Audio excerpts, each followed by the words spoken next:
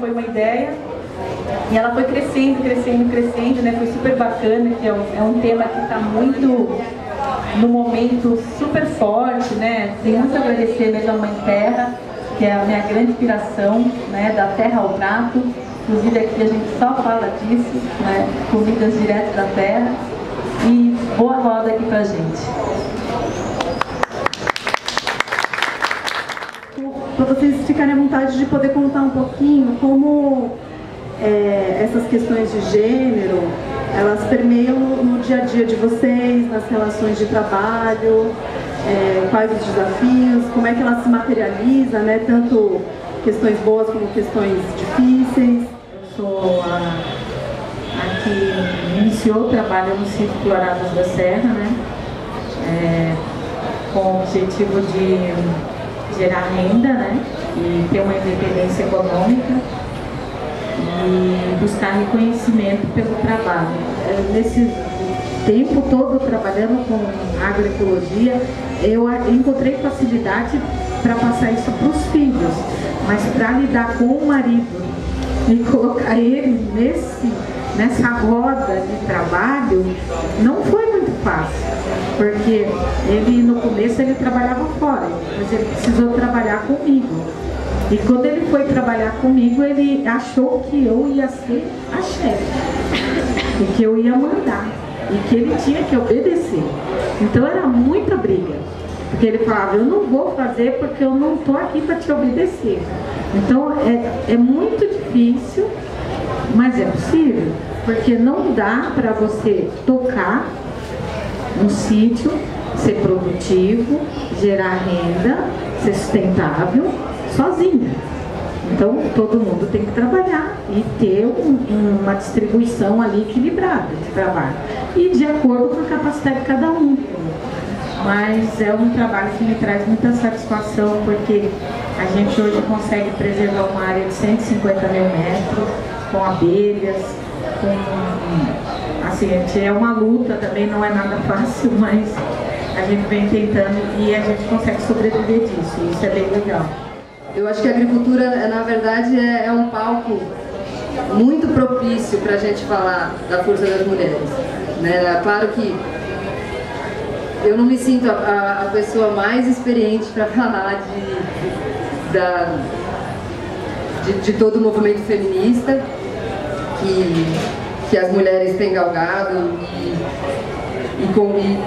e conseguido inserir essa questão de igualdade de gênero.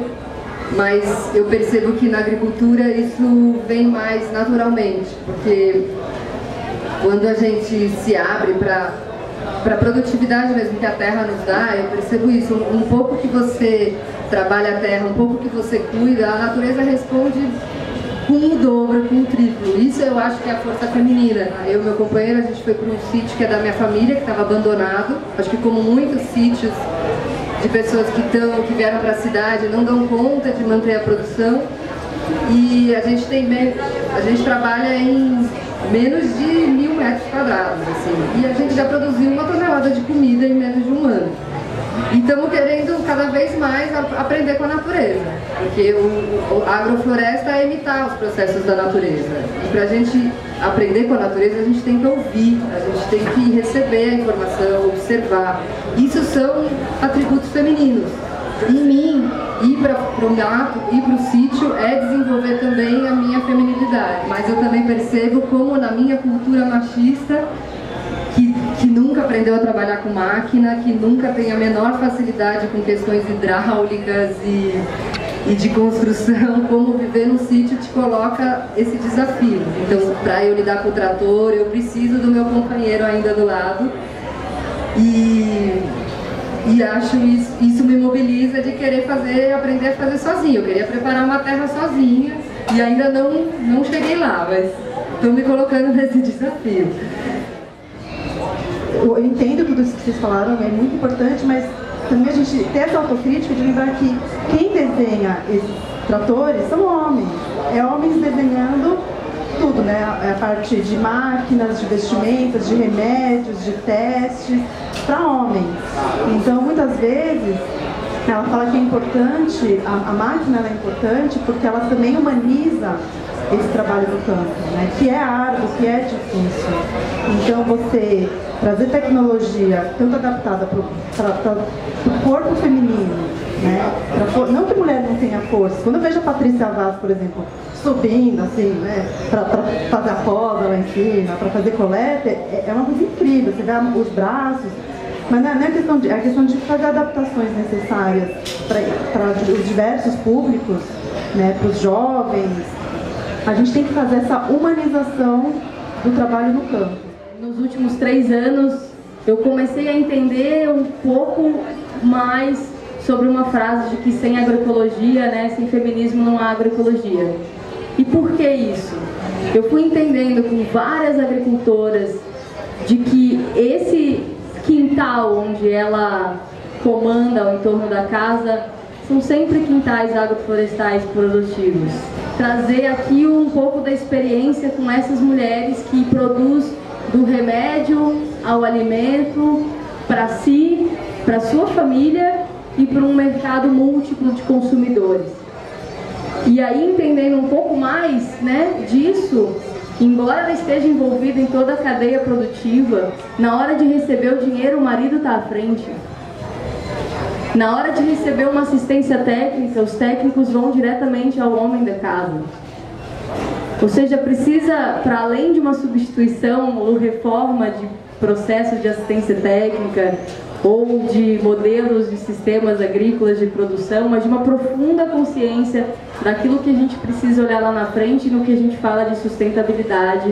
As mulheres, elas têm um papel muito especial nessa organização da sua casa.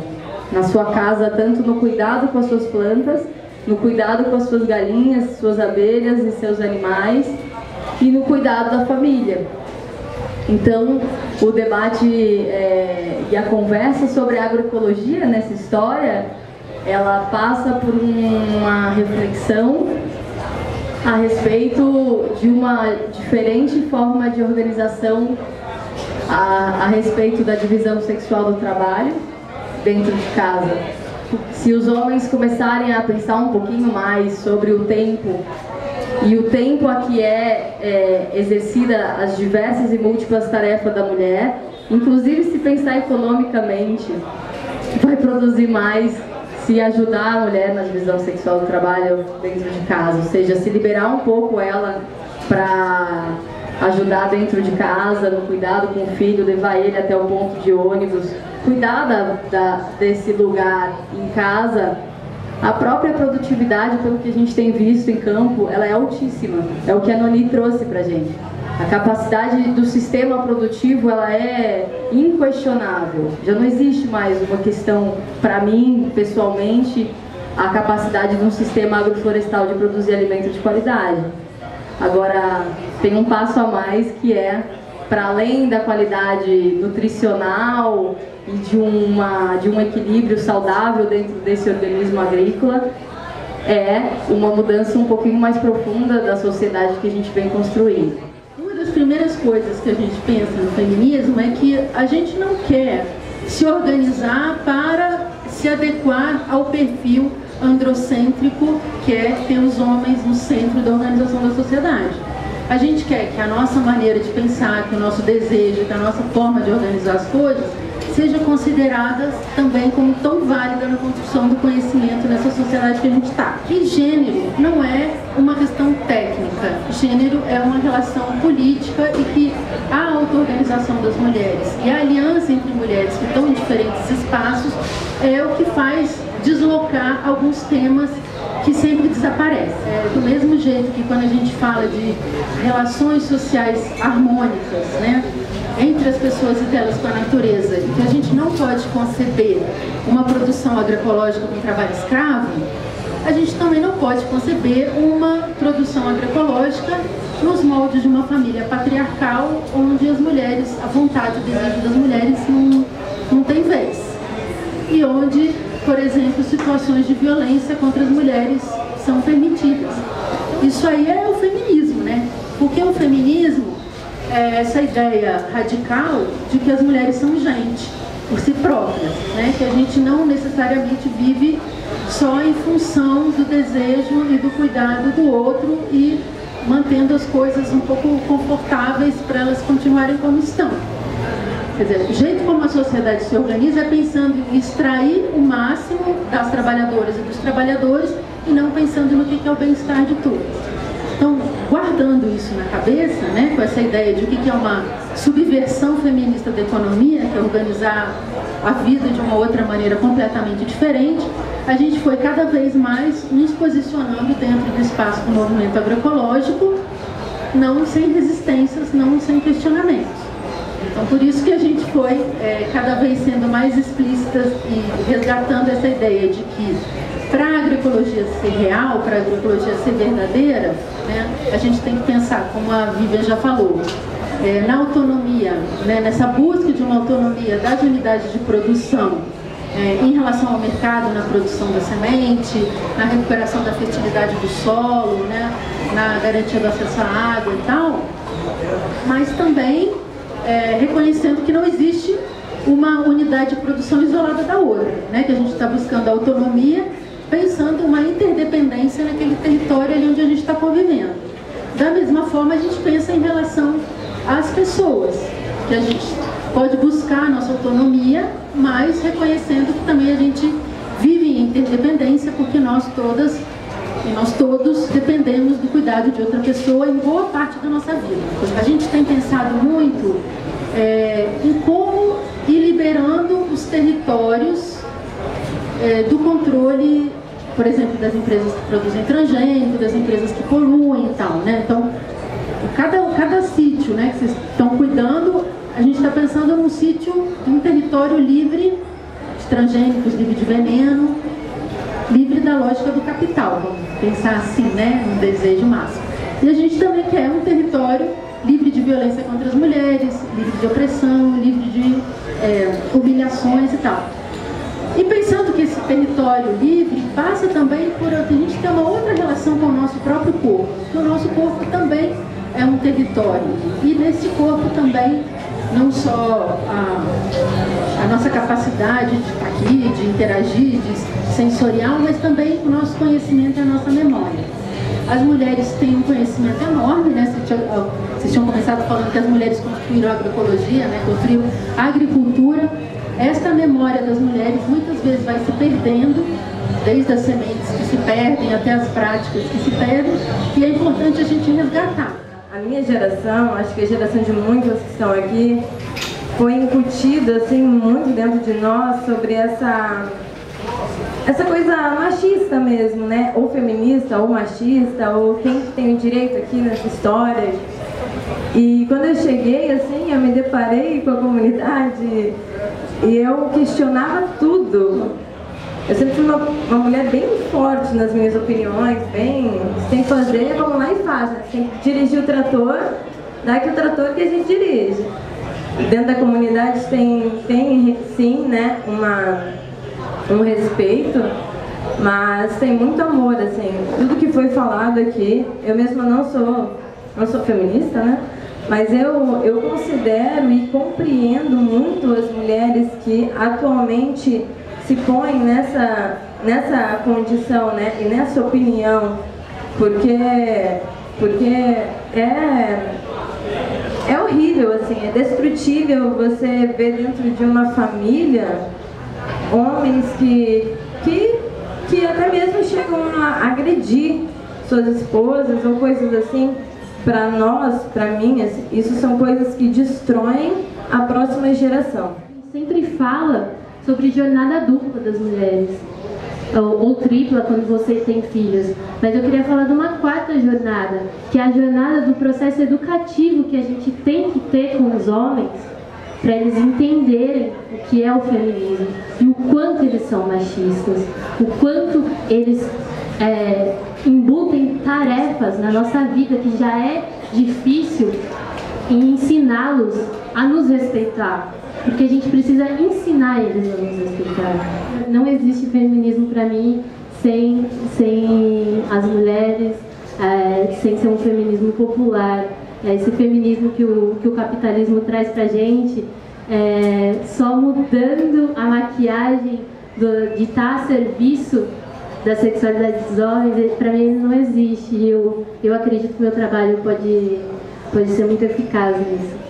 Mesmo numa associação que se propõe como primeiro princípio ser democrática, tem mais homens e acontece machismo ainda todos os dias, né? A gente se depara lá, hoje a gente é em 14 pessoas, sendo que são 8 homens e 6 mulheres, mas a gente ainda se depara com ações machistas todos os dias. O que me dá um pouco mais de esperança de trabalhar num lugar desse, que se propõe ser o mais justo possível entre as relações de trabalho, é que a gente tem uma liberdade e a gente conseguiu colocar com que essa liberdade se tornasse um ponto onde a gente tem total força para dizer: isso que você está fazendo não é legal e você está sendo machista. Como quando a mulher começa a gerar renda ou ter o seu trabalho e se enxergar enquanto sujeita mesmo de transformação da sua vida e da vida da comunidade, como aquilo gera uma quebra dentro de casa, assim. O marido começa a se sentir ameaçado, muitas vezes começa a impedir a mulher de ir nesses espaços e muda mesmo a dinâmica de poder de dentro da casa, assim. E isso está relacionado não só com o espaço doméstico, mas com todos os espaços sociais, né? Então, quando a gente pensa o capitalismo ele só existe por conta de todas as formas de dominação, que dentro de casa é do patriarcado, né? Do homem sobre a mulher.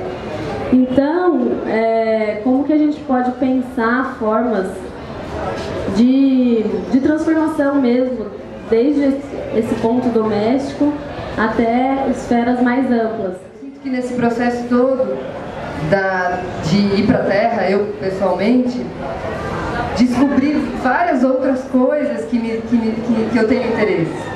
Então, acho sim que redescobrir o caminho de que, eu gosto mais das plantas medicinais, gosto mais da comida e da cozinha, vem da minha essência, e não me colocar nessa situação de vou vencer, vou conquistar também, e quero fazer tudo que os homens também fazem. Então, acho que hoje foi para mim uma roda de cura e de autoconhecimento também nesse sentido. Eu também, como cozinheira, que amo também estar na cozinha, eu acho que tem tudo a ver com o feminismo, né? Com esse olhar, com esse resgate de que é uma escolha minha, não é uma imposição social, eu gostar de cozinhar. Então, é um privilégio ter aprendido isso com o tempo e poder assumir isso, né, de gostar de estar na cozinha e em outros papéis que foram tão impostos por essa divisão sexual do trabalho. Sobre esse negócio de fazer construção conjunta do conhecimento, né, que quando a gente traduz no nome de política pública é a TER, né, mas a gente não pensa que a gente está fazendo extensão rural, né, Ana? Pelo amor de Deus, né? O que a gente vai é construir conhecimento junto a partir dos lugares diferentes onde a gente está, né? E fazendo isso com as mulheres, eu acho que alguns desafios que a gente aprendeu, assim, um é esse desafio aí. Nós vamos especializar ou vamos rodiziar? Porque, assim, eu super concordo com o que a Elisa disse, que a gente tem que partir do que as mulheres já fazem, né? Chega desse negócio de chegar um projeto lá dizendo as mulheres têm que fazer mais isso, temos que liberar a força de trabalho das mulheres. Não é isso, as mulheres já fazem um monte de coisa, a gente tem que reconhecer o que elas já fazem. Mas, será que também não é bom a gente abrir possibilidades outras para a gente experimentar outras coisas? Assim, então, por exemplo, no assunto da cozinha, né? Eu sou super da cozinha. Toda vez que tem movimento, ocupação para organizar, na equipe da cozinha eu tô, porque, como a gente fala, a cozinha é o coração, sem comida não tem revolução. também não dá para a reunião da coordenação ser na hora que a gente está fazendo a comida na cozinha, porque senão eu não vou ficar sabendo de nada que está acontecendo na coordenação. E eu acho que as pessoas têm que rodiziar, porque essa coisa de você descobrir o que são os seus potenciais, se você não viver, se você não experimentar, vai ser difícil, né? Você pode descobrir outras coisas. Então, para isso, para a gente poder experimentar outras coisas, de fato, nossos companheiros têm que ocupar muito mais espaço na cozinha, porque não é uma ideia de que a gente vai aumentar mais trabalho, né? Mas que a gente vai redividir os tempos. Porque às vezes a gente conversava com as mulheres, não, mas vocês também não querem aprender a fazer lá a cerca, né, do Água Silva Pastoril. Elas, não, se eu aprender a fazer isso também, aí meu marido não vai fazer mais nada. Não, mas tudo bem, mas vamos assim experimentar fazer essas coisas e colocar eles também para rodiziar e para experimentar. Então, acho que esse é um desafio, né? O outro é assim, que a gente não é separada, a gente não é primeiro mãe, depois agricultora, depois alguém que gosta de alguém, a gente é tudo junto ao mesmo tempo e agora, né? Só que o jeito como as políticas públicas são organizadas, o jeito como o Estado se relaciona com a gente, é fragmentando a gente em vários pedaços. Para a gente ficou muito óbvio que a gente tem que trabalhar ao mesmo tempo as questões da autonomia pessoal das mulheres, né? O tema de olhar para o seu próprio corpo, de reorganizar o seu tempo, de enfrentar a violência doméstica, de conseguir elaborar essa coisa de estar sempre, né, às vezes o companheiro dizendo, isso aí não vai dar certo, você está perdendo tempo, não sei o quê, com as práticas agroecológicas e com a construção social de mercados. E nessa ideia da construção social de mercados é não olhar unicamente para a questão de como gerar renda. Porque sim, a gente vive numa sociedade que a gente precisa de dinheiro, senão a gente não tem dinheiro nem para pegar um ônibus para fazer o que a gente quer, mas que a gente vai encontrando um equilíbrio nisso aí que vocês falaram bastante, que as mulheres têm outro cálculo, que considera a produção para o consumo, né? Você falou que teu marido está vivendo melhor porque está gastando menos, né? Todos esses cálculos entram na nossa cabeça. Só que na hora que a política pública vai olhar, né, e vai fazer uma declaração de aptidão ao PRONAF, que é um documento que diz que você é agricultor familiar, e que tem lá, inclusive lá você pode preencher a produção para o autoconsumo. Vamos perguntar quantos agrônomos e até agrônomas da Casa da Agricultura de São Paulo, da CAT, preenchem a produção para o autoconsumo na hora de caracterizar que aquela produção é agricultura familiar. Aí, se o marido tem um trabalho assalariado fora, entra aquela renda do trabalho assalariado e aquela família não é considerada agricultora familiar, é negado o direito das mulheres ser agricultoras e acessar a política pública. Então, a gente também batalha bastante para que as mulheres possam ser agricultoras como opção delas, mesmo que o marido tenha uma outra opção de trabalho, mesmo que os filhos tenham outra opção de trabalho, e que isso seja considerado dentro do âmbito da agricultura familiar. O que eu acho legal da agroecologia é que ela no fundo está aí para poder congregar os diferentes grupos vulnerabilizados, né? Então, mulheres é um grupo, mas assim também eu fico muito feliz de ver aqui a juventude rural, né? Então, ver o seu filho, ver essa diversidade das gerações aqui presente é importante, mas também, infelizmente, a gente também sente falta, por exemplo, de representatividade aqui de outros grupos, né? Indígenas, quilombolas, assentados, e assim por diante, os negros, agricultura urbana. Foram questões muito fortes, eu acho que concretas, né, que foram colocadas aqui, e a minha sugestão é que a gente não pare por aqui. Né, enquanto grupo, eu acho que nós estamos lá no poder público, tem gente aqui, né, da iniciativa privada, de ONGs, que a gente continue se reunindo, conversando.